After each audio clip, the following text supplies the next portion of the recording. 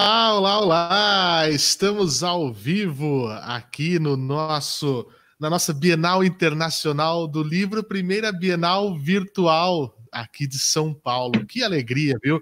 É muito bom estar com vocês nessa tarde mais que especial. Aqui em São Paulo, hoje, o sol resolveu sair, resolveu dar as caras depois de alguns dias nublado, de forte chuva, e não é porque nós não estamos podendo nos reunir presencialmente, que a gente vai deixar de ter esse evento que é tão esperado, que é a nossa Bienal. Aqui na nossa arena virtual, começando mais um evento. Eu sou Fernando Martins, jornalista, apresentador da Rádio Jovem Pan, e estou aqui com uma missão muito importante. Afinal de contas, eu sei, é um assunto que muita gente mesmo, tem como dúvida, como alcançar os seus objetivos, né? Esse aqui é o nosso tema de hoje. Tenho convidados mais que especiais, é uma honra para mim poder fazer a mediação desse nosso bate-papo. Vocês que estão nos acompanhando, estão chegando,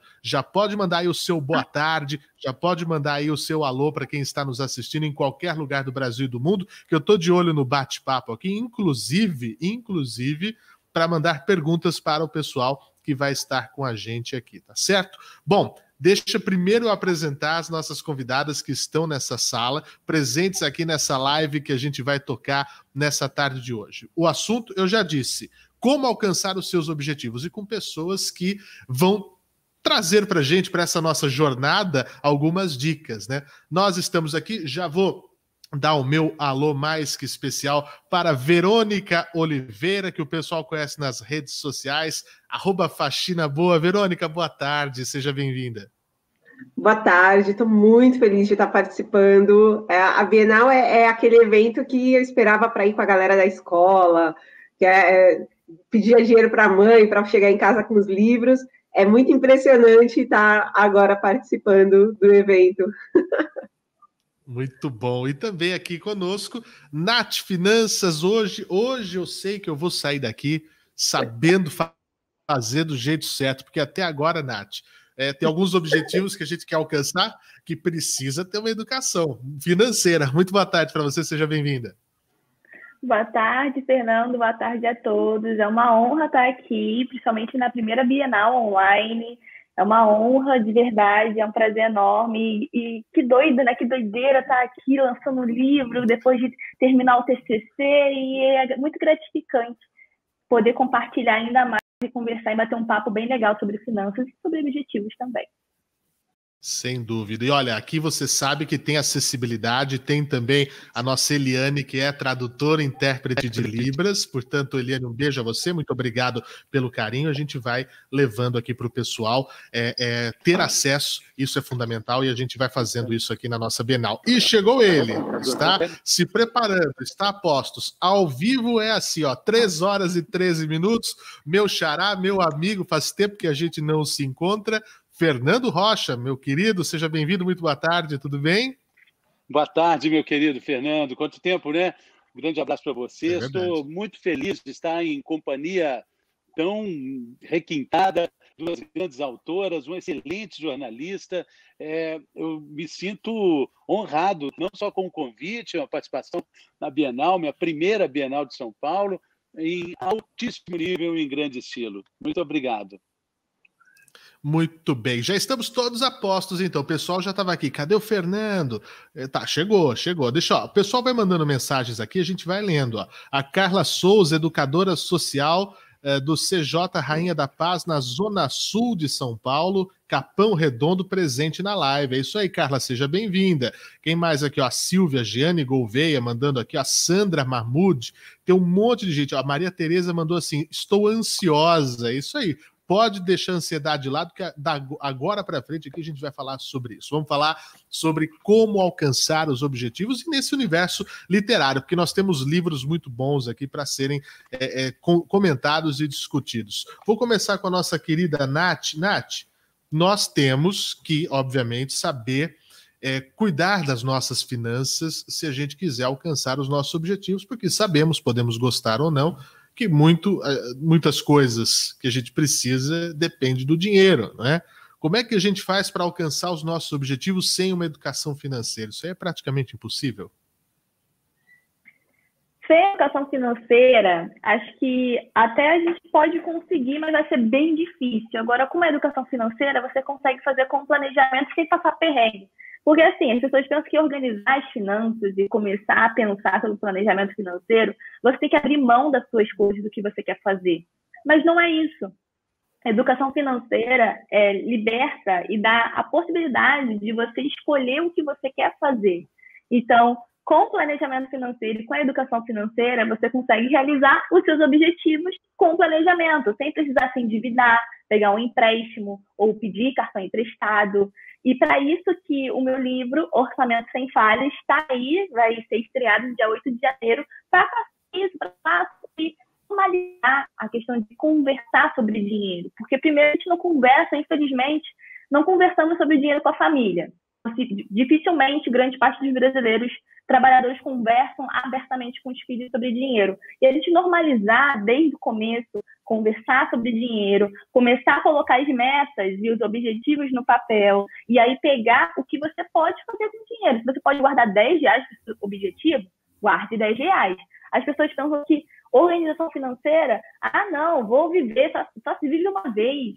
Gente, vivemos todos os dias, morremos apenas uma vez. Então, você guardar R$10 hoje vai impactar no seu orçamento positivo amanhã. Então, eu estou sempre na Natália do futuro. Se eu estou guardando dinheiro hoje, se eu estou guardando 10, 5, 2, 3 reais, eu estou guardando isso para a Natália do futuro não passar perrengue. E para você alcançar seus objetivos sem passar perrengue, é possível com a educação financeira. Então, o passo inicial para você começar é anotar os seus gastos, você começar a pensar e escrever no papel os seus objetivos, porque se hoje eu consigo realizar muitas coisas na minha vida, é porque eu escrevi no papel, coloquei aquilo como propósito e me motivava. Se eu conseguia alcançar aquele dinheiro, aquela meta lá para eu conseguir, sei lá, um exemplo, você comprar alguma coisa para casa para sua mãe.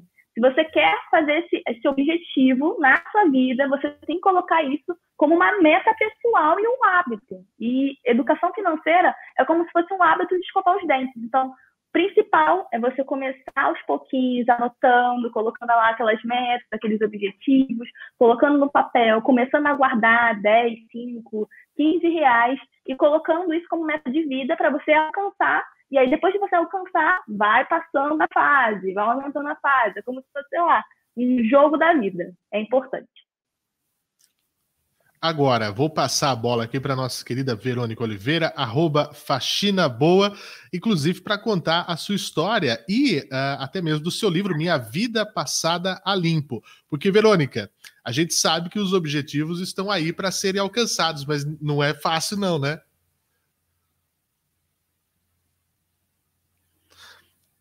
Acho só que o seu microfone está mutado. Vamos só verificar a questão aqui do... Opa! Agora sim.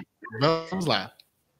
Fácil não é, mas também não é impossível. E uma coisa que, quando eu comecei com o Faxina Boa, muitas pessoas falavam, escreve um livro, conta essa história, sua vida é tão doida, tanta coisa aconteceu. E eu pensava, poxa, mas acho que não é o momento, justamente porque eu ainda não alcancei coisas que eu queria muito. E aí, alguns anos se passaram e essas coisas foram acontecendo. E eu percebi que tinha muito a ver com o planejamento, porque sonhar e querer coisas, há muito tempo eu sonhava e queria, mas eu não me movimentava para que elas acontecessem.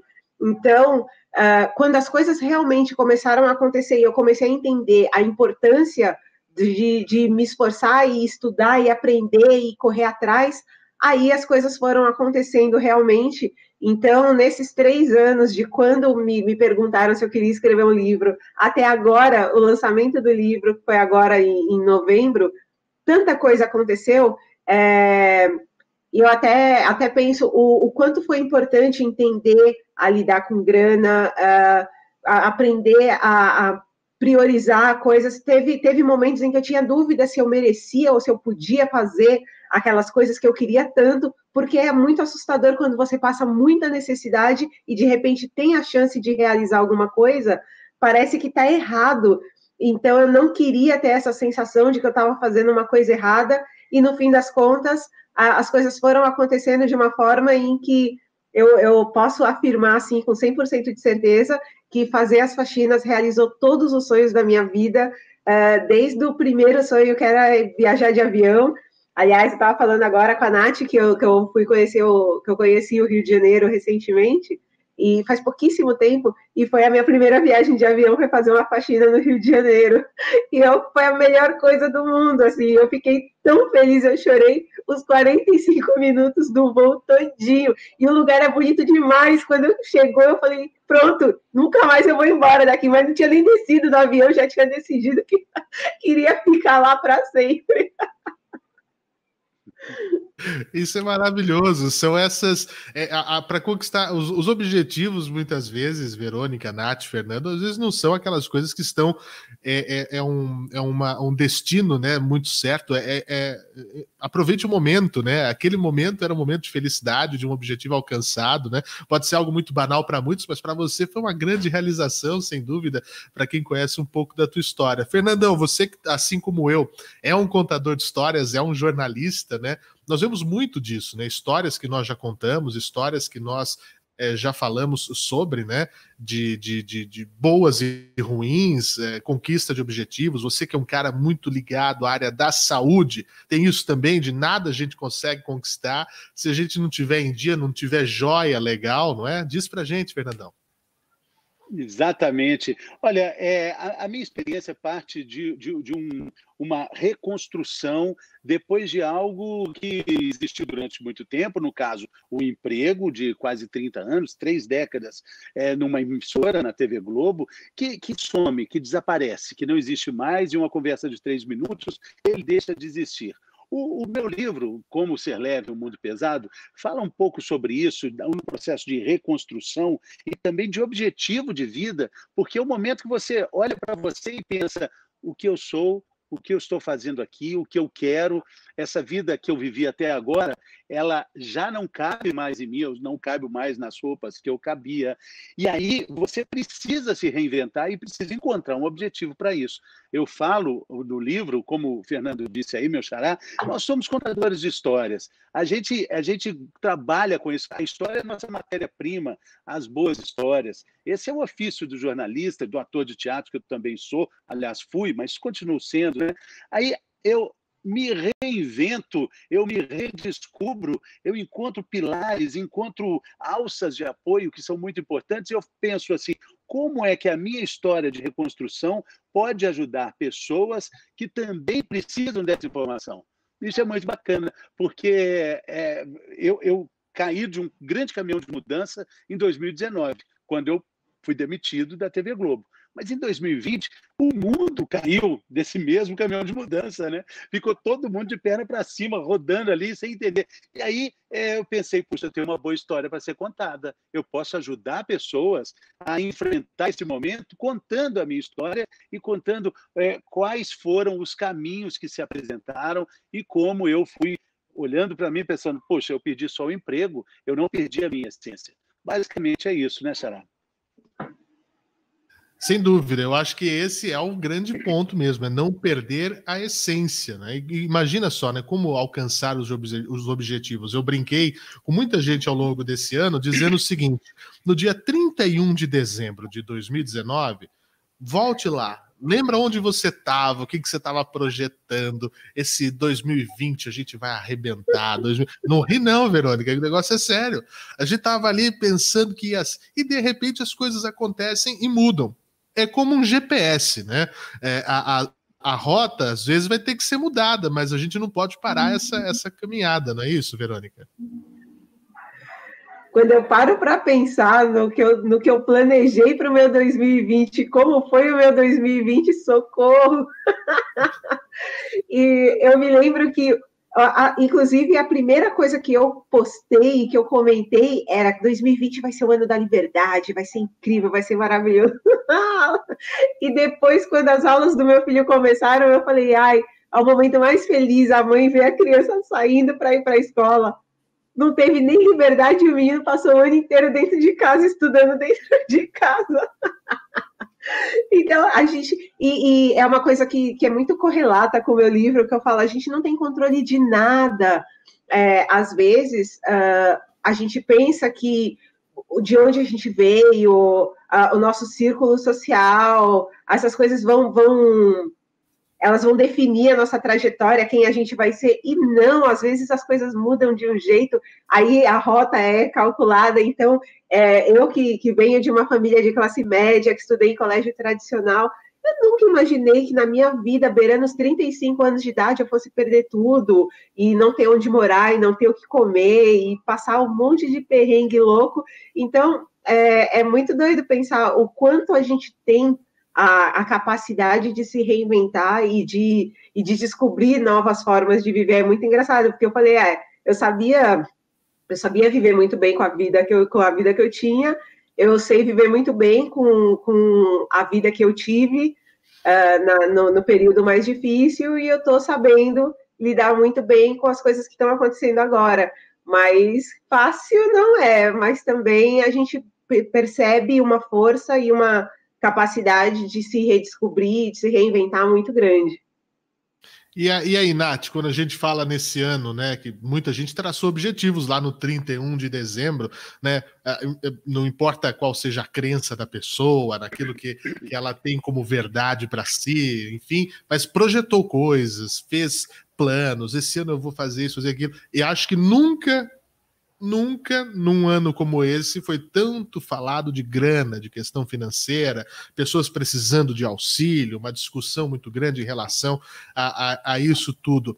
Quem se planejou, né, conseguiu talvez trazer um ano menos difícil, né? Então, conseguiu me ouvir bem? Porque a internet está oscilando. Sim. Tá bem, tá ótimo. Então, pode repetir o final, porque acho que cortou um pouquinho. Claro. Então, o que eu queria saber era isso. Falando desse ano, desse período de dificuldade, todo mundo ali no final do ano passado projetando seus objetivos, certamente muito disso passa pela questão da grana. Né? A gente fala para viajar, para aumentar uma empresa, para começar um negócio, para fazer um curso, para qualquer coisa, até para o lazer mesmo, né? Passa por isso. Esse ano, nunca um ano foi tão solicitado o assunto finanças como agora, né? Inclusive, muita gente procurando, inclusive, livros sobre finanças, tentando aprender, e tem, inclusive, o seu, que você falou que já vai ser lançado aí dentro em breve.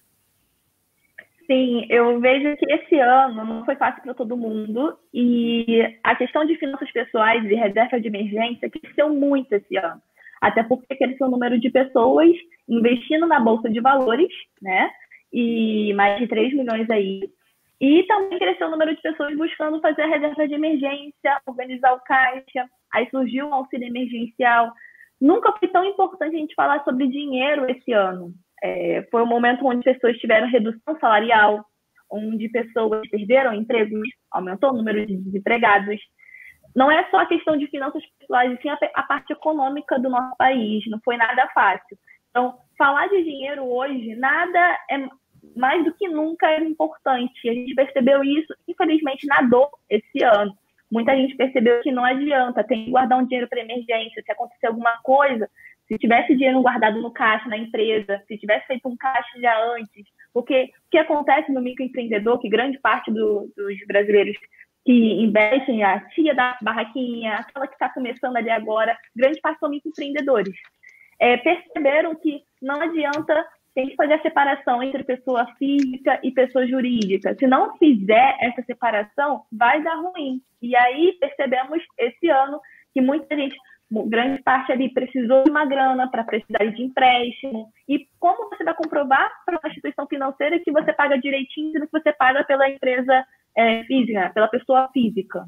Não vai, a pessoa vai confiar em como? Como vai confiar se você não paga as contas e pega o dinheiro da pessoa ali, dessa empresa, e mistura na questão de você usar para a pessoa física, para você ali, seu CPF? Então é importante, a gente viu a importância de reorganizar as empresas, fazer um planejamento financeiro, fazer uma reserva de emergência. E reserva de emergência, há uns anos atrás, a gente pensa que é para rico.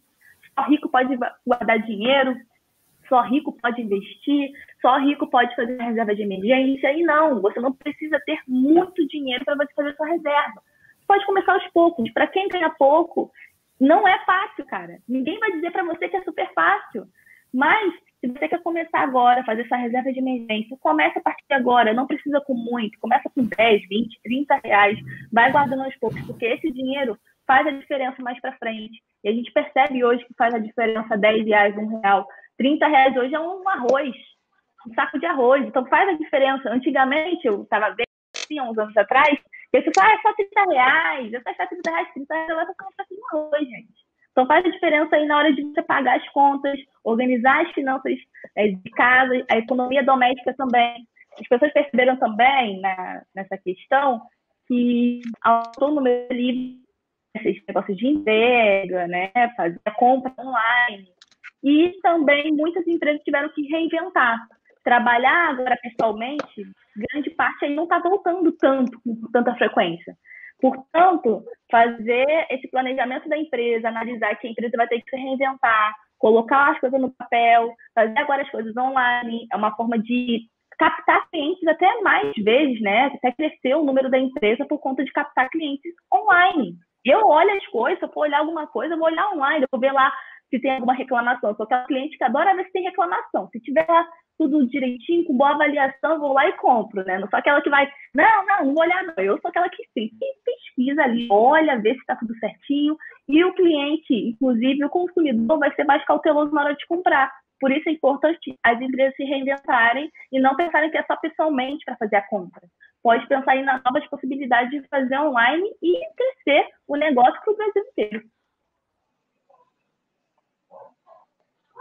Agora sim, então tá todo mundo me ouvindo. Deixa eu falar aqui para a Verônica e para o Fernando, podem interromper aqui à vontade, querem fazer colocações, fiquem à vontade aqui. Enquanto isso, eu vou ler aqui as mensagens do pessoal que estão escrevendo aqui para a gente no chat, na nossa arena virtual da primeira Bienal Internacional Virtual do Livro de São Paulo. Ó, temos algumas mensagens aqui, gente de todo lugar assistindo a gente. O Alisson Carvalho, amando a live, assistindo daqui de Teresina, no Piauí. Seja bem-vindo. A Ana Clara da Silva Gomes, acabei de chegar, maravilhosa essa mesa, pessoas inspiradoras. É verdade, Ana Clara. Lurian, Verônica, você é linda, live com convidados perfeitos. Olha aí, a Jeane Gouveia, pequenos ganhos e simples valem muito. Top isso, Verônica. A Paula aqui, ó, Verônica é sensacional, admiro demais sua história, isso é muito bacana. A Luciana também mandando um abraço aqui, a Verônica Guerreira, tem uma história de vida incrível aqui em São Paulo, a Verônica, que realmente mudou de vida porque não tinha as condições ali que ela julgava ser necessária para atingir os seus objetivos.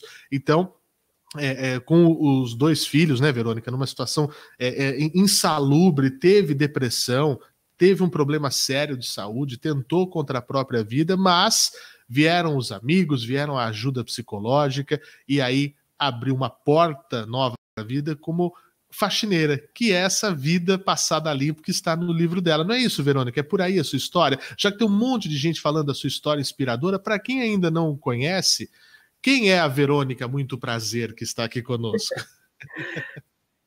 É exatamente isso. Hoje, quando eu me apresento, eu fico super feliz de poder falar. Hoje eu sou escritora, eu sou palestrante, eu produzo conteúdo para as redes sociais e tudo isso só porque nos últimos 3 anos eu trabalhei fazendo faxinas. Então, foi no momento em que eu passava por uma necessidade extrema, saindo ali de uma tentativa de suicídio que gerou uma internação psiquiátrica. No final de tudo isso, eu descobri uma força que eu nem sabia que eu tinha para recomeçar, para descobrir uma profissão nova, para descobrir um prazer no trabalho que eu não conhecia há muitos anos.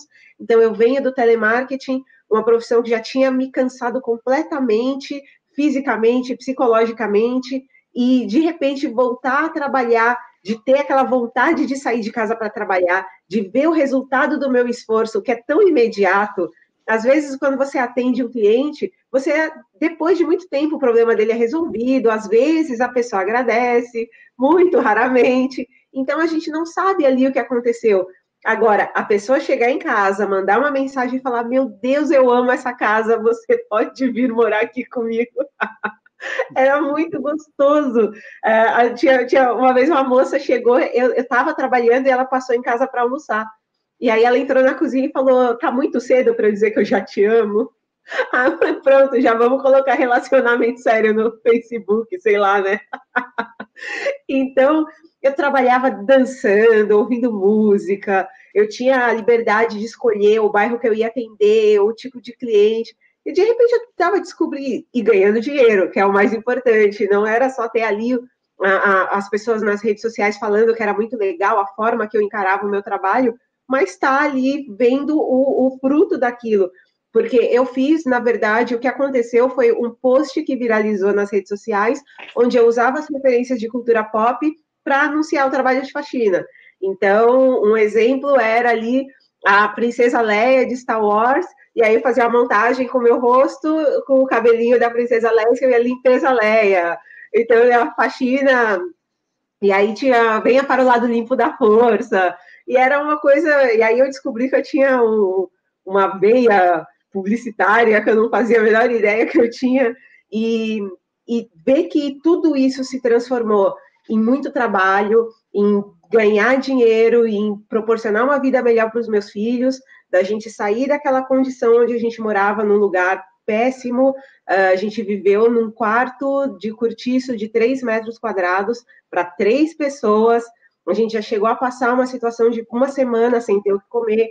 Então, quando eu vejo hoje, e assim, 4 anos para mim foi ontem, quando eu vejo hoje que as coisas mudaram de tal forma que, e aí até essa parte da minha apresentação mudou, que eu sempre falava, eu sou mãe de 2, agora eu sou mãe de 2 esperando o terceiro, numa outra vida, numa outra situação, e eu vejo que a possibilidade de usar as redes sociais, de ter um livro falando sobre isso, é uma força, é uma forma de levar para as pessoas a certeza de que elas conseguem passar por todo tipo de situação, não que a gente mereça ou que a gente precise disso, eu falo, para que colocar no nível hard? A gente podia simplesmente, já disseram para mim que conquistar as coisas sem esforço não deve ser gostoso. Deve sim! Não queria ter passado tanto perrengue para descobrir que conseguir as coisas é gostoso. Mas já que foi assim, eu quero que a minha história sirva de inspiração para as pessoas. Mas se puder vir sem o desgraçamento mental, eu agradeço. Se eu puder receber de forma fácil, que venha, porque eu já penei muito nessa vida, tá louco? É para isso que a gente está aqui, para servir de atalho para as pessoas, né? Para usar nossa experiência nesse sentido. E o Fernando, você, eu gosto muito das suas redes sociais. Você é um cara joia, muito bom. Enfim, você tuitou esses dias, né? Lá no seu Tremelique do dia. Seja mais forte que as suas melhores desculpas, né? Por vezes a gente acaba colocando obstáculos em cada solução e não podemos deixar o medo nos travar. É preciso arriscar. Foi o que a Verônica fez, Fernando, você colocando isso, o que você tem a dizer sobre esses exemplos? A gente, os medos, as travas e as desculpas afastam, vão botando distâncias nos nossos objetivos? É muito legal, né? Essa história da Verônica é fantástica, né? É para isso mesmo que a gente está aqui, como você disse, meu xará, Fernando. A gente está aqui para falar o seguinte: como é que a minha história pode te ajudar? Como é que os meus tombos podem te ajudar a não tropeçar, né? Isso é muito bacana. A literatura faz isso, como o jornalismo também faz. Agora, ser mais forte que suas melhores desculpas não é só uma frase, é um desafio e tanto, porque as nossas desculpas são muito boas. Elas servem na medida para enganar a gente, que é a gente mesmo, né? A gente não está enganando chefe, pai, mãe, filho, a gente está se enganando. E a gente faz isso com muita habilidade, porque não tem muita argumentação entre a gente e a gente mesmo, né? Mas é muito legal também perceber os nossos sentimentos que não estão na prateleira mais alta social, que não estão nas redes sociais, como, por exemplo, o medo, a insegurança, a raiva, a inveja. Todas essas coisas que são mais escuras, que não têm tanta luz, elas fazem parte do que a gente é. E a gente não adianta jogar isso para baixo do tapete.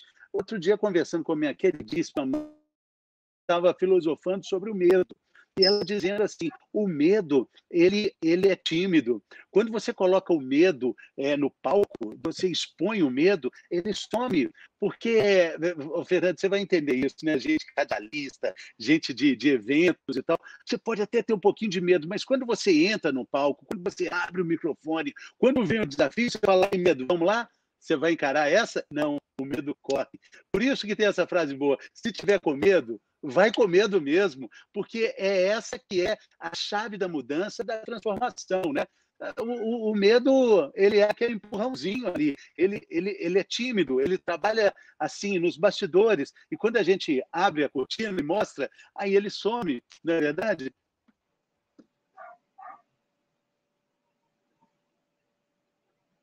Agora sim. Inclusive, você me fez lembrar aquela música do Jota Quest, né? O Sol, não é?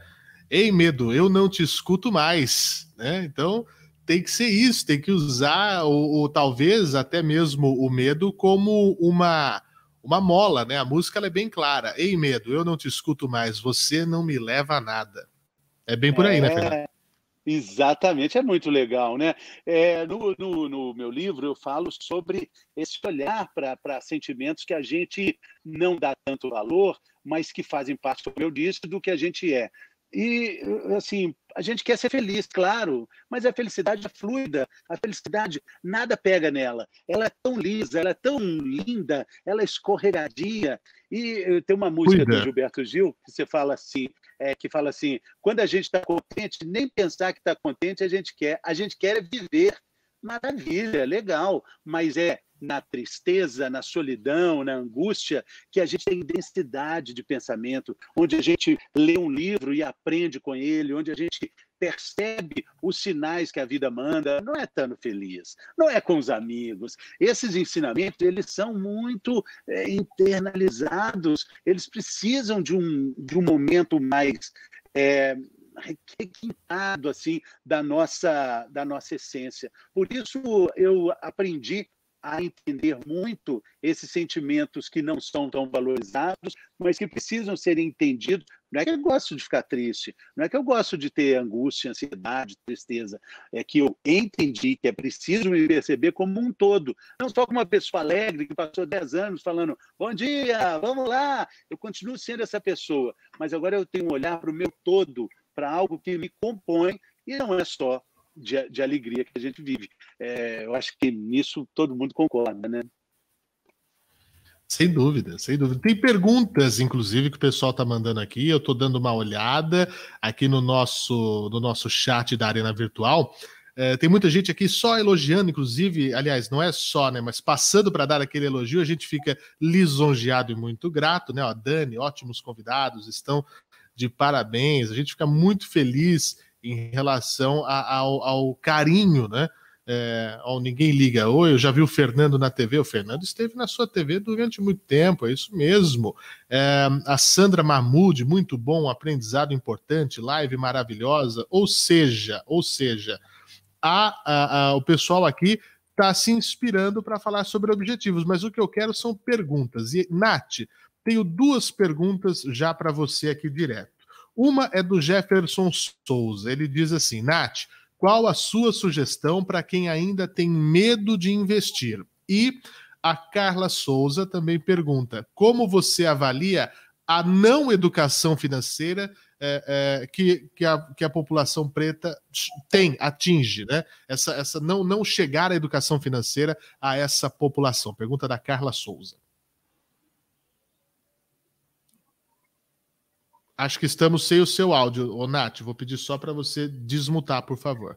Aí. Desmutei, agora foi. Então, eu vejo que a questão de... Primeira pergunta sobre a questão de investimentos, para perder esse medo na hora de investir, a primeira coisa é você tem que fazer em fase. Eu vejo que no meu livro eu escrevi que a gente é muito imediatista, o ser humano adora fazer as coisas na hora, comprar na hora.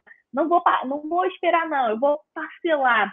E na hora de você investir, a primeira coisa que você tem que entender é se suas finanças estão organizadas, você entendeu a sua relação com o dinheiro. Depois de você ter organizado as suas finanças, entendido sobre sua relação com o dinheiro, você vai ver se você tem alguma dívida e buscar quitá-la. Antes de começar a investir, você tem que quitar as dívidas, porque senão você tá negativo, não faz sentido. Então você quitou a dívida, tá tudo organizadinho, você tem que fazer sua reserva de emergência. A reserva de emergência é o dinheiro guardado ali para situações emergenciais. Aconteceu alguma coisa, aconteceu alguma coisa na casa, alguma coisa com o carro, enfim. tenho lá um dinheiro para emergência, precisar de algum remédio, tenho um dinheiro ali para emergências.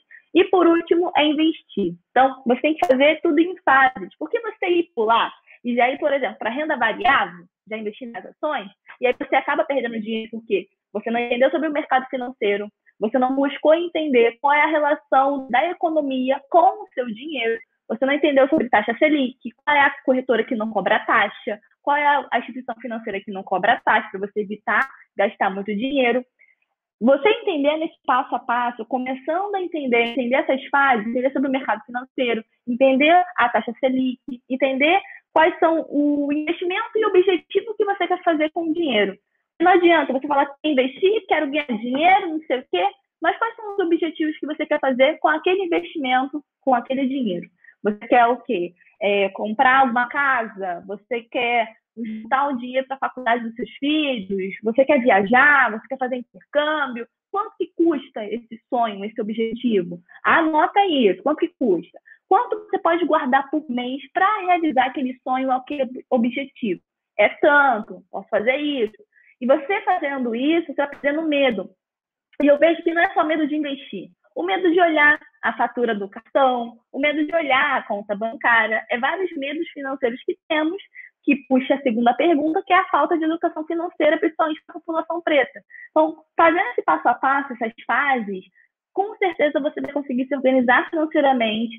E perder esse medo é você pesquisando e estudando e fazendo por você. Não é indicação de fulano, não é indicação de ciclano, ou vendo vídeo de 5 minutos no YouTube. Não, é você sentar e estudar, entender sobre a relação com o seu dinheiro, você entender os seus objetivos, porque é muito pessoal. Eu mostrar aqui a minha carteira para vocês não falar, então vou fazer igual a Nath Finanças. Não, porque eu tenho meu objetivo, eu tenho a minha meta e eu fiz a minha carteira de investimentos conforme os meus objetivos. O seu objetivo pode ser diferente, pode ser daqui a 2 anos você quer tirar o dinheiro, daqui a 5 anos, daqui a 10 anos você quer tirar o dinheiro. Por isso é importante você entender sua relação com o dinheiro e não pular fases. E pegando já a segunda pergunta, eu vejo que para a população preta, tudo foi negado. A educação, até a própria moradia, muitos anos atrás. E isso é o reflexo de hoje, inclusive da educação financeira. É negado um emprego decente, conseguir ter cargos de liderança. Infelizmente, você não consegue ver em grandes cargos pessoas pretas. E como é que elas vão conseguir ascender financeiramente, conseguir se organizar financeiramente, sendo que não dão uma oportunidade a elas?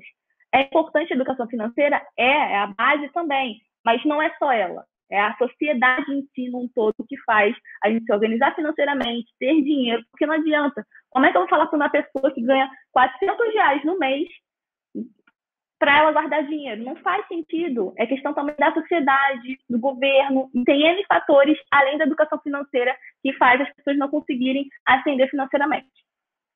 E aqui resumiu bem a Carla Souza. Pode crer, Nath, o conhecimento é tudo. E muito do conhecimento, gente, estão nos livros. Ó. Eu estou com alguns aqui atrás, estou de mudança de prédio, de apartamento, está tudo ainda encaixotado, tem livro para todo lado.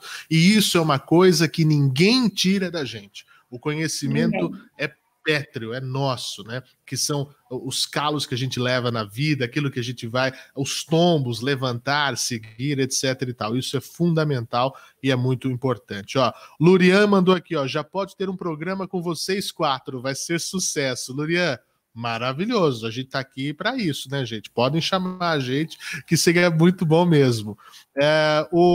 Temos uma pergunta aqui, o Fernando, do Bruno Zolotário. A pergunta, ele é direto aqui, viu? Ele não economizou. A pergunta dele é: Fernando, você é mais feliz hoje ou quando tinha carteira assinada? Bom, muito obrigado por essa pergunta tão inteligente. É interessante essa discussão, porque é o seguinte, eu falo sobre isso nas primeiras páginas do livro, né? Eu vivi durante muitos anos pensando e raciocinando e agindo como se eu fosse o meu próprio crachá. Pensamentos dentro de uma conduta da empresa, claro, a TV Globo. Eu não demorava nem meio segundo quando me perguntavam, você é feliz? Eu respondia, claro, sim, eu sou muito feliz. Mas hoje, olhando pelo retrovisor do tempo, percebendo as coisas que eu vivo hoje, as experiências que eu tenho como essa, com você, respondendo perguntas como essa do Bruno, eu entendo que na minha vida, assim como questões físicas, né, dois corpos não ocupam o mesmo lugar, sentimentos, sensações e experiências também não ocupam o mesmo lugar na nossa vida. A gente vive muito pedindo a mudança, a gente vive muito querendo mudar desse lugar para um outro. Você está mudando aí, né, Fernando? Mas eu digo assim, de mudanças mais profundas, a gente vive pedindo, nossa, eu queria que minha vida mudasse tanto, eu queria fazer isso, eu queria, mas e aí, você tirou o quê para chegar essa nova mudança, esse novo sol que você está clamando? Então, é muito legal entender isso. Eu sou muito feliz hoje, era muito feliz quando eu tinha carteira assinada, mas hoje eu vivo uma vida mais dinâmica, onde o mês não tem exatamente 30 dias, a semana não exatamente 7 dias, o dia não exatamente 24 horas. Eu estou muito apaixonado com essa minha vida, estou muito entusiasmado com esse modelo de vida, que tem muito pontos de contato com o que eu penso, com o que eu quero. Gosto muito de fazer uma provocação quando a gente fala sobre esse tema, se vocês me permitem, mas só para fechar, que é o seguinte, está no livro também. Eu faço essa pergunta, se você pudesse não se preocupar mais nem com sua reputação, nem com o seu rendimento, com salário, nem reputação, nem salário, o que você faria? Qual seria a sua atividade? Não vale dizer que eu ia para Fernando de Noronha, eu ia morar nas Ilhas Gregas. Não, eu trabalho. O trabalho é inerente da condição humana. O trabalho é o que faz com que a gente circule o nosso sangue, né? E aí você me responde. As perguntas são mais importantes que as respostas. Não tem pergunta certa, mas tem mais uma questãozinha.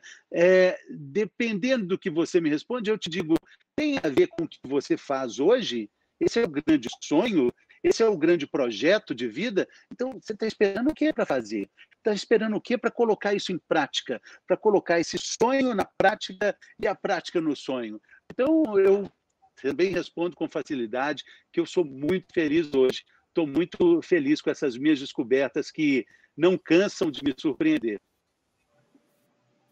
Isso é maravilhoso, né? Se descobrir e redescobrir.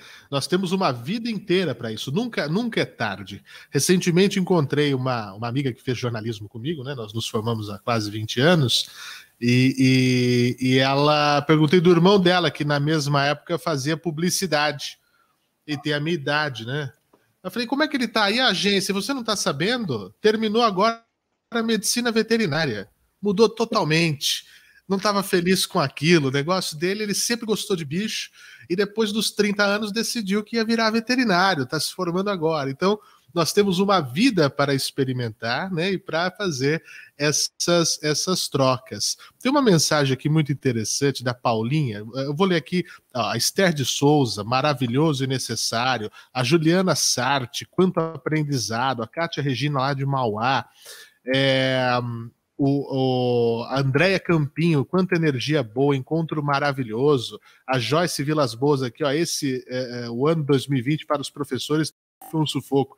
Sufoco, os professores trabalhando como nunca de uma maneira diferente e assim, ó, sem ter tempo de se preparar. Parabéns a todos os professores do Brasil e do mundo. Vocês são essenciais. Então, a Dani aqui, 2020 foi uma grande mudança, enfim. Mas eu queria chegar em duas mensagens. A do Alisson Carvalho dizendo, reinvenção. Essa é a palavra. Editar todo o planejamento, principalmente para quem é do setor das artes. Ele fala isso sobre o ano de 2020. O setor das artes sofrendo muito, né? Nós estamos aqui numa Bienal internacional do livro, que está numa versão virtual, e o livro também faz parte do universo das artes, né? Nós estamos vendo aqui, mesmo com todas as dificuldades, estamos fazendo valer o nosso espaço. E a Paulinha que diz assim, histórias que inspiram e dão um quentinho no coração. Ô, Verônica, como é que é passar a sua história, sendo que tem uma parte tão complicada, né? A Renata Alexandra escreveu aqui, a Verônica apanhou muito e sorri, né? Como fazer isso? Levar para o papel, levar para um livro e fazendo uma piada, se você me permite, você não passa pano, né? Exatamente. E fazendo outra, eu acho que eu passo rodo na tristeza, né? Eu acho que tem isso também. O título do livro do Fernando também encaixa muito com a forma como eu vejo as coisas. Eu tenho... Todo mundo fala, né, que eu tenho um sorriso meio solto. Eu falo, acho que a minha vida foi tão pesada e agora que eu tenho... Eu falei, eu tenho 2 motivos para sorrir. 1, a minha vida mudou muito para melhor. 2, eu arrumei meus dentes faz pouco tempo. E eu estou muito chateada de usar máscara, eu acho erradíssimo esse negócio, porque eu levei 6 anos de aparelho para ter os dentes que eu tenho agora, e eu quero mostrar eles. Eu queria mandar imprimir uma foto do meu sorriso numa máscara e andar com ela. Porque eu acho que o tempo, eu já passei por um período muito longo de não sorrir. Tanto por conta da questão estética, então todas as minhas fotos mais jovens eu tô assim. Então eu acho que hoje eu me permito, eu me dou esse direito de sorrir, e eu vejo, eu vejo muitas pessoas que sofreram muito e elas têm uma expressão cansada e triste, e eu falei, puxa, eu não quero isso. Eu falei, gente, eu tenho uma amiga minha fala assim, você tá bem? Eu falei, eu sou feia, eu não tô. Não, eu sou feia e cansada, mas eu tô bem. Mas hoje em dia eu fico zoando, eu falo, gente, eu tô com a carinha de grávida inchada só. Mas é engraçado como a forma que a gente encara as coisas também faz muita diferença. Então, quando eu me permito tentar as coisas de uma forma mais leve, tanto que quando eu faço os meus relatos nas redes sociais, de coisas que já me aconteceram, de situações de preconceito, de coisas ruins que já me fizeram, às vezes eu tento usar do humor para contar isso, justamente porque são coisas tão pesadas que se eu puder tornar elas um pouquinho mais leve, e eu acho que mesmo falando de um jeito mais leve, também provoca faz as pessoas pensar, provoca uma discussão, traz o assunto. Só que algumas pessoas preferem o estilo mais combativo e eu sou mais de boinhas. Mas não deixo de passar pano, não vou passar pano para nenhuma coisa errada, não. Eu só falo de um jeito mais fofinho. Sim, inclusive tem uma pergunta do Marco Garcia aqui. Verônica, como você se sente representando e amplificando a voz de tantas pessoas que se sentem invisíveis? Antes, eu pensava no quanto eu não queria. Eu falava, gente, eu não quero representar nada, eu não quero carregar bandeira nenhuma, eu falei, eu cheguei aqui sem querer, porque, honestamente, eu fiz o post para anunciar as faxinas. Aí quando alguém fala assim, como você planejou aquilo, você queria... Eu falei, gente, eu queria que os meus amigos me chamassem, me pagassem e eu comprasse comida. Ponto. Era essa a minha intenção. Se eu achasse que eu ia receber mensagem de gente... Eu me lembro que uma pessoa mandou uma mensagem falando, eu tô em Angola e eu vi o seu post e achei maravilhoso. E eu fiquei pensando, rapaz, não é possível. Então, pessoas literalmente do mundo inteiro viram aquele anúncio da faxina e aquilo mudou a forma como... Primeiro que eu percebi que era um espaço importante, tá ali falando com tanta gente. Então, eu criei a página para contar o meu dia a dia e eu falei, eu não quero representar nada. Eu só quero contar minhas histórias. E eu achava que eu estava falando sozinha também. Porque antes eu não sabia nem olhar aquelas coisas de quantas pessoas acessaram, não sei o que, eu não sabia ver nada disso nas redes sociais. Eu só sabia postar e deixar lá. Da primeira vez que eu olhei quantas centenas de milhares de pessoas estavam lendo o que eu escrevia, falei, meu Deus do céu, e agora? E aí, a primeira vez que alguém falou assim, a minha família me tratava um tanto quanto mal por eu ser a única que não tem um curso superior. Eu trabalho com faxina, mas eu sustento a minha família, eu tenho meus filhos, eu pago as minhas contas, eu tenho a minha casinha, e eu ganho até mais do que outros parentes meus que são formados. mas ninguém me considera, e eles dizem que eu sou a pessoa que deu errado na família. E quando ela disse que quando ela me viu, ela passou a se sentir representada e ela passou a sentir orgulho. Aí eu pensei, puxa, eu estou fazendo uma coisa que pode mudar a forma das pessoas pensarem. E aí é que eu comecei a abraçar essa ideia e ter a dimensão do quanto eu consigo mudar a cabeça das pessoas a partir de pequenos textos, de pequenas fotos, de pequenos contos. E hoje é muito gratificante para mim ser essa pessoa que representa uma classe que é realmente invisível, tanto que eu sempre comento sobre isso, que a primeira coisa que tiram da gente é o nome, né? Porque a gente é da limpeza, não tem nem nome. Então, ninguém sabe do que a gente gosta, ninguém sabe do que a gente é capaz, o conhecimento que a gente tem, porque as pessoas elas não dão oi pra gente, a gente dá bom dia, elas passam reto. Então, é como se a gente não fosse gente. Então, na hora que eu tô ali, e hoje eu sei para quantas pessoas eu falo, e juntando todas as minhas redes, é 500 mil de pessoas que tá ali me seguindo. É muita gente. Então, se eu puder falar e levantar essa bandeira e falar, somos pessoas, estamos fazendo um trabalho importante, é legal demais, é gratificante demais. Isso é, de fato, extremamente gratificante. Nath, nós temos aqui duas perguntas que eu achei interessantes, do Alisson Carvalho, dizendo assim, Nath, você acha que as empresas de cartões de crédito se beneficiam com a falta de gestão e da ausência de uma educação financeira?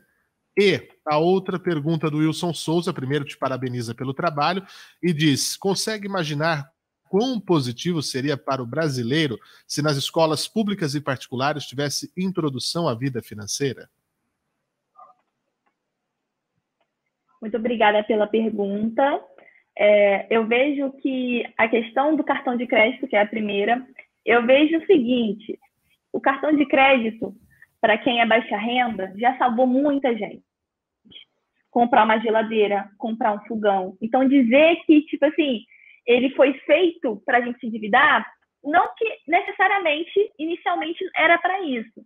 Mas como o nosso país não tem educação financeira nas escolas, não temos acesso à educação financeira, ele é um grande meio, grande parte dos brasileiros se endividam por conta do cartão de crédito, aí seguido de carnê e depois financiamento.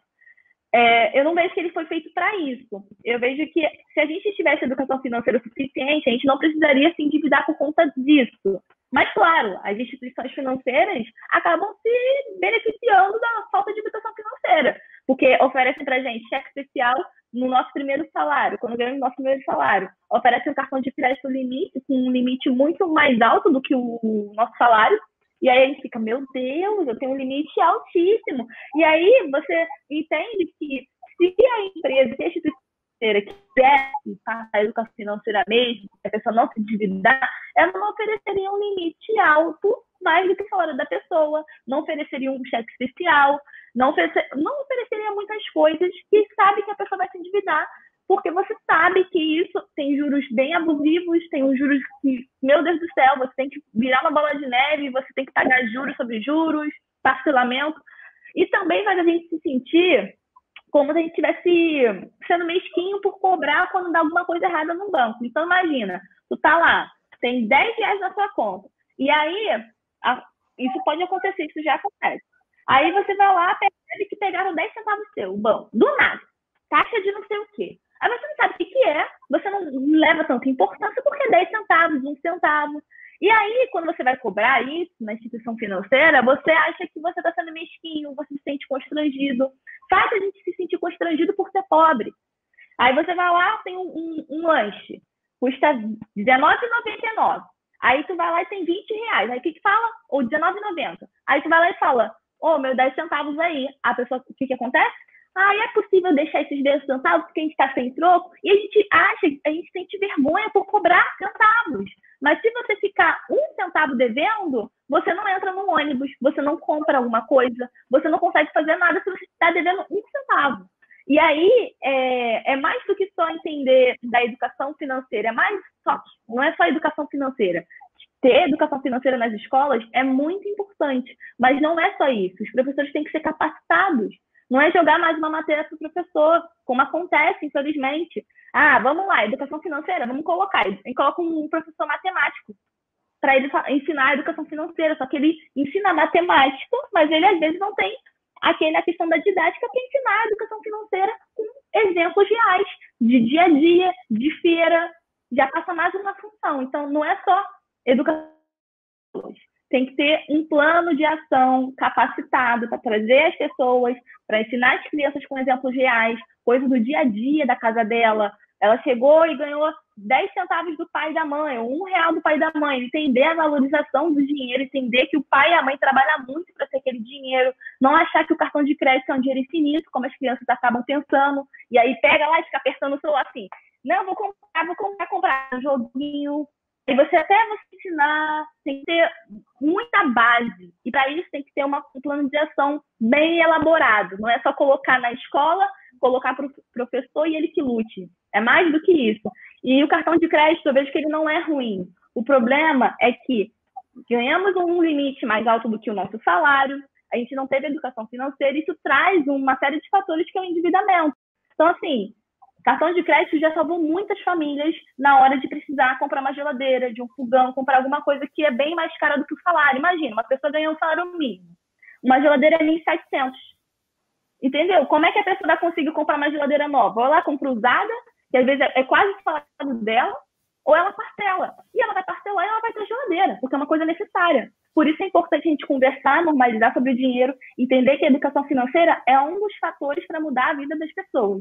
Mas tem vários outros fatores que têm que ser feitos.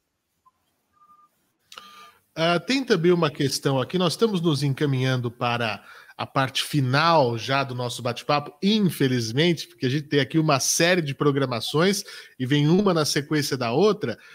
Tem uma pergunta interessante que eu vou fazer para vocês três. Eu vou começar com o nosso querido Fernando, mas antes que não dê tempo, já vou dar aqui os alôs do pessoal que elogiou as histórias como inspiradoras, né? O Richard Jacques, a Brenda Stephanie, a Sandra Mahmoud, Ana Clara Gomes, falando sobre a qualidade desse bate-papo aqui, ó. Lurian, vou me dar de Natal presente de Natal o livro da Verônica, estou doida para ler. Aproveita, Lurian.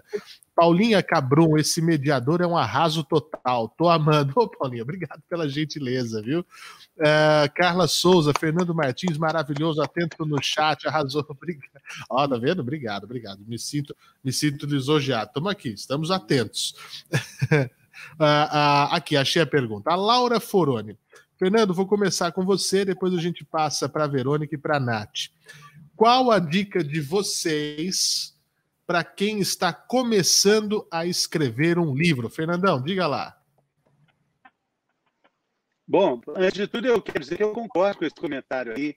O Fernando é um dos grandes jornalistas que a gente tem no rádio brasileiro, no jornalismo brasileiro, deixa a gente muito à vontade, é fantástico mesmo, concordo plenamente com isso, viu? Parabéns para você, meu xará. Obrigado.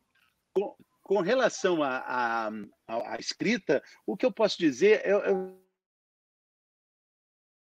algumas oficinas literárias com grandes parceiros, Carpenejar, Marcelino Freire, e tem umas coisas assim interessantes, né? As pessoas participam de oficinas literárias e chegam assim, perguntam, no lançamento é melhor oferecer champanhe ou vinho branco? O que serve? É canapé que serve? Bom, está errado, alguma coisa aí está errada, está fora da hora. Então, é muito interessante você pensar no lançamento do livro com gratidão para os convidados que irão lá, né? Mas pense no seu livro, pense no que você tem para dizer, pense no seu propósito, quem sabe ele renda uma boa história. Aristóteles disse há 300 anos antes de Cristo o seguinte: propósito é quando os seus talentos se encontram com as necessidades do mundo, algo que você sabe fazer e que o mundo precisa. Quando você descobre isso, quem sabe não seja um grande gatilho, um grande empurrão para você encontrar uma boa história para ser contada, sem se preocupar se no dia do lançamento vai ter canapé, vinho ou champanhe. Comece. A caminhada de 1.000 quilômetros começa com o primeiro passo, né? É verdade. Como o Fernando é ator, eu sou comediante, a gente estudou, enfim, a gente mexe muito com o roteiro. Ainda não escrevi um livro, estou terminando o material meu para apresentar para algumas editoras, mas como roteirista, o primeiro passo é põe no papel. Né? Escreva, não pare, exercite cérebro e mão, ou cérebro e dedos, para quem prefere digitar. Tem gente que gosta de rascunhar, enfim, mas fique à vontade. Verônica, quero te ouvir. Qual a sua fala em relação a isso? Eu aprendi que precisava de um pouco mais de disciplina, porque até então eu jogava as minhas ideias ali muito do meu livro foi escrito no celular, enquanto eu ia no trajeto de uma faxina e outra. Então eu ia digitando e salvando tudo na nuvem. Mas eu tinha muitos textos guardados e até então eu não tinha a certeza de que ia lançar o livro. E aí, quando eu tive essa certeza, eu entendi que eu tinha que ter ali a disciplina, eu tinha prazos, eu tinha a obrigação de entregar aquilo. Era muito difícil.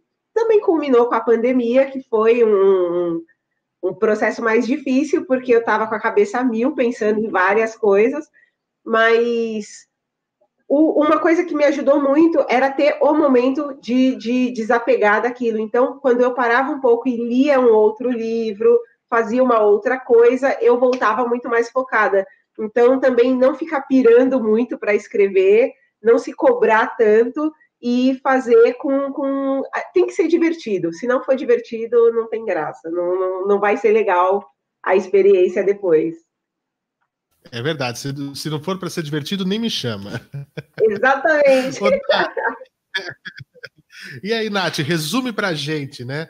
Quais os primeiros passos, né? Qual que é o start para quem quer entrar no universo das letras? Bom, o primeiro passo que eu vejo para você aí, além de começar, é você entender o que você quer escrever, o que te interessa escrever, porque tem que ser uma coisa gostosa de você olhar assim, e falar, cara, é isso que eu estou sentindo aqui. Tem que ser, colocar emoção na hora de escrever. Eu vejo que quando você coloca emoção no que você está escrevendo e você realmente coloca o coração ali, é totalmente diferente, a pessoa se sente próxima de você, ela pensa, caraca, cara, a Nath Finanças está do meu lado aqui, ela vai me julgar. É você realmente dar para a pessoa falar, meu Deus, eu vou falhar com ela, não vou falhar, pô, eu li o livro dela, ela conversou comigo ali, ela me entendeu. É você entender o leitor, entender a relação com ele, o seu público, e colocar o coração. Eu vejo que colocar o coração no que você faz é a parte mais importante do seu trabalho, principalmente na hora de escrever. Olhar a situação, não só colocar só você ali, mas sim um todo. Quando eu pensei, na hora de escrever o livro, junto com uma assessoria maravilhosa aí que me ajudou a administrar isso tudo com o TCC, eu pensei que eu quero que a pessoa olhe, comece a ler e fale, a Nath me entende, ela fala de finanças reais para pessoas reais, e se sentir uma amiga, como se fosse uma conversa de bar, cara. Eu e você conversando sobre finanças, uma conversa de bar, não ser uma palestra em cima e eu sei mais. Estamos aprendendo junto. Eu sempre coloquei ali no meu livro que a gente está aprendendo junto, a gente está crescendo junto. E tá tudo bem você começar agora, tá tudo bem você começar a se organizar agora. E ter empatia, né? Porque apontar o dedo para a pessoa, você está errada de não ter se organizado, você está errada. Não, eu tô mais segurar na mão e vamos juntos aprender, e assim que tem que ser. Muito bem, né? Seja simples, fale com o coração, que a chance de errar cai para quase zero, viu? Quase zero. Bom, eu tenho 1 minuto praticamente, eu vou dar aqui 20 segundos para vocês, para as redes sociais, chamando o pessoal aí, para a gente poder encerrar. Fernandão, livro, rede social, conta para a gente aí. Legal, então, o livro se chama Como Ser Leve e Muito Pesado, editora Rocco, para quem eu mando também meus abraços, agradecer o carinho de todos vocês, pessoal da editora Rocco, e minhas redes sociais, @Fernando Rocha. Todo dia tem uma coisa nova, porque a vida é todo dia. É isso aí. Agora a nossa querida Nath, diga lá. Bom, gente, meu livro vai estrear no dia 8 de janeiro, Orçamento Sem Falhas. Estou muito feliz pela editora Intrínseca. Estou bem animada aí para o lançamento. Está na pré-venda já, você já pode comprar, está com desconto. Inclusive, minhas redes sociais, para quem quiser conhecer meu trabalho, @NathFinanças em todas as redes. Conte comigo lá. Verônica, minha querida. Tá mutado o seu microfone. Agora tá. Eu estou em todas as redes como @faxinaboa. Meu livro é Minha Vida Passada Limpo, pela editora Latitude. E pode seguir, que é a timeline mais limpinha que você já viu. Muito bem. Eu gostaria de agradecer a cada um de vocês que nos acompanhou aqui na Arena Virtual, dessa primeira Bienal Virtual do Livro de São Paulo. Eu estou estreando numa das coisas mais... alcancei o objetivo, que era estar numa Bienal, não só como visitante, como estive tantas vezes, mas dessa vez participando dela ativamente ao lado de pessoas tão brilhantes. Queria agradecer a cada um de vocês que nos acompanhou até aqui, porque há distância, mas não quer dizer que há solidão, tá certo? Nós estamos aqui juntos. Quer me seguir nas redes sociais? Fernando Martins, _FM. Vai ser um prazer de trocar ideias lá. E gostaria de agradecer também à Câmara Brasileira do Livro, no nome do nosso presidente, o Vitor Tavares. Obrigado a todos pelo convite, pela aceitação nesta tarde especial. E espero que a gente se reencontre na próxima Bienal, numa situação ainda melhor, e possamos todos fazer esse congraçamento das letras, com muitos abraços também. Continue aqui na nossa programação. Verônica, Nath, Fernando, muito obrigado a vocês. Um beijo no coração, um ótimo fim de ano e que venha um 2021 de arrebentar.